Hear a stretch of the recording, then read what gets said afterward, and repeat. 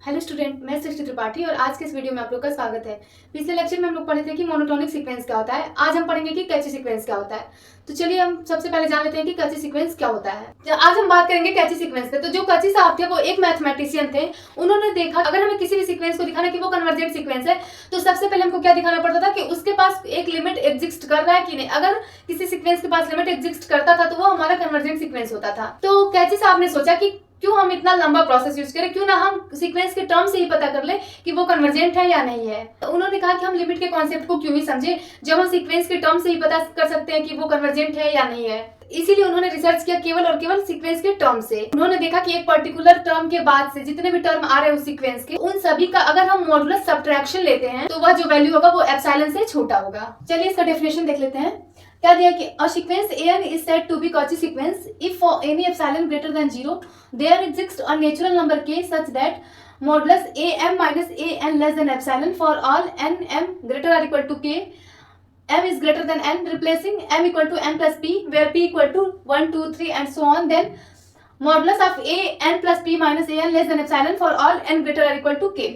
कैची sequence क्या है कि कोई सीक्वेंस ए है उसको हम कैची सीक्वेंस कब बोलेंगे कि अगर हम कोई एप्सिलॉन लेते हैं जो कि 0 से बड़ा है, ठीक है, तो वहां पर नेचुरल नंबर जो के होगा तो हम क्या करेंगे कि जो टर्म एम है उसमें से अगर हम सब्ट्रैक्ट करेंगे एन को और उसका मॉडुलस वैल्यू लेंगे तो वो लेस देन एप्सिलॉन आएगा। जहां पर ये एन और एम क्या है, ग्रेटर और इक्वल टू के है। के हमारा क्या था, कोई नेचुरल नंबर था, ठीक, और एम जो है ये वो एन से ग्रेटर है, ठीक। तो अगर हम क्या करेंगे यहाँ पर replacing m equal to N plus P, अगर हम m के जगह पर n प्लस पी पुट कर देते हैं जहां पर p क्या है 1 2 3 एंड सो ऑन, तो जब हम उसका मॉडुलस लेंगे तो am है तो हम यहाँ पर am के जगह पर a n प्लस पी रखेंगे माइनस an, तो ये भी हमारा एप्सिलॉन से छोटा आएगा फॉर ऑल n ग्रेटर और इक्वल टू k। और एक पॉइंट नोट कर लीजिएगा कि जो जितने भी कैची सीक्वेंस होते हैं वो हमारे कन्वर्जेंट सीक्वेंस होते हैं, या फिर जितने भी कन्वर्जेंट सीक्वेंस होते हैं वो हमारे कैची सीक्वेंस होते हैं। इस पर हम बाद में डिस्कशन करेंगे। तो चलिए हम एक एग्जांपल देख लेते हैं। अब देखिए एग्जांपल क्या दिया है कि sequence an equal to 1 by n is Cauchy sequence. हमको इस सीक्वेंस को दिखाना है कि ये सीक्वेंस हमारा कैची सीक्वेंस है, ठीक। तो लिखेंगे क्या, गिवन दैट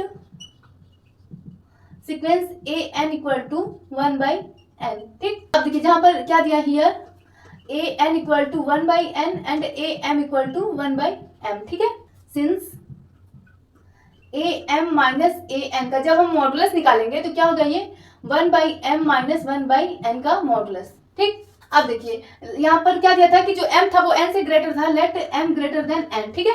अब जब हम इसका रेसिप्रोकल निकालेंगे तो 1 बाई n वो ग्रेटर देन 1 बाई m हो जाएगा, ठीक। देखिए इसको हम इक्वेशन फर्स्ट मान लेंगे। जो 1 बाई n है वो हमारा 1 बाई m से बड़ा है, ठीक है। तो अगर हम am माइनस an निकालते हैं तो minus of 1 by m minus 1 by n, तो ये क्या हो जाएगा 1 by n minus 1 by m, ये हमारा मॉडुलस है।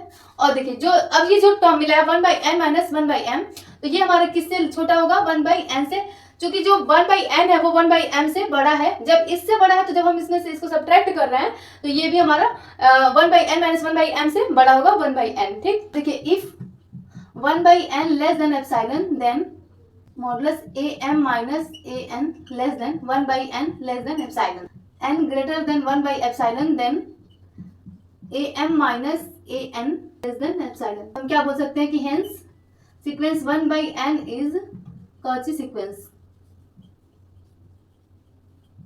ये प्रूफ हो गया हमारा कि जो ये 1 बाई n जो सीक्वेंस दिया वो हमारा कैची सीक्वेंस है। अब देखिए अगला एग्जांपल क्या दिया है कि sequence an equal to n by n plus 1 is Cauchy sequence. जो सीक्वेंस दिया हमें ये प्रूफ करना है कि वो हमारा कैची सीक्वेंस है, ठीक है। तो सबसे पहले क्या लिखेंगे, गिवन दैट क्या दिया है कि an equal to n by n plus 1। Since जब हम am में से an को सब्ट्रैक्ट करके उसका मॉडुलस निकालेंगे तो क्या दिया है कि am equal to m by m plus 1 हो जाएगा minus an equal to m by n plus 1 हो जाएगा, ठीक। अब देखिए हम क्या करेंगे कि m में 1 को ऐड करेंगे, 1 को सब्ट्रैक्ट करेंगे ताकि कोई फर्क नहीं पड़ेगा, ठीक है। तो m plus 1 minus 1 by m plus 1 हो गया माइनस, फिर हम इस टर्म में भी क्या करेंगे 1 को ऐड करेंगे एंड 1 को सब्ट्रैक्ट करेंगे तो m plus 1 minus 1 by n plus 1 हो गया, ठीक। फिर क्या करेंगे हम, देखिए अब ये m प्लस 1 से m प्लस 1 कैंसिल हो गया तो ये 1 बचा, 1 माइनस 1 बाई m प्लस 1, ठीक। फिर माइनस n प्लस 1 से m प्लस 1 कैंसिल तो 1 प्लस माइनस माइनस प्लस हो गया 1 बाई n प्लस 1। अब इस 1 से ये 1 कैंसिल हो गया तो क्या देख सकते हैं हम कि 1 by n plus 1 minus 1 by m plus 1 हो गया, ठीक है।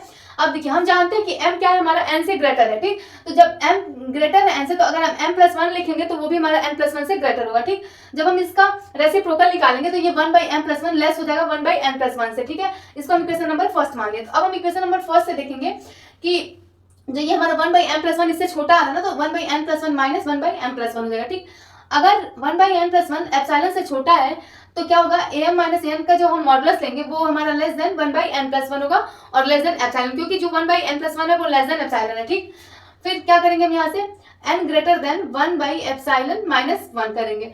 फिर क्या होगा, जब हम इसका मॉडुलस निकालेंगे तो ये हमारा एप्सिलॉन से छोटा आ रहा है, तो हम क्या बोल सकते हैं कि जो हमारा सीक्वेंस गिवन है वो हमारा कच्ची सीक्वेंस है।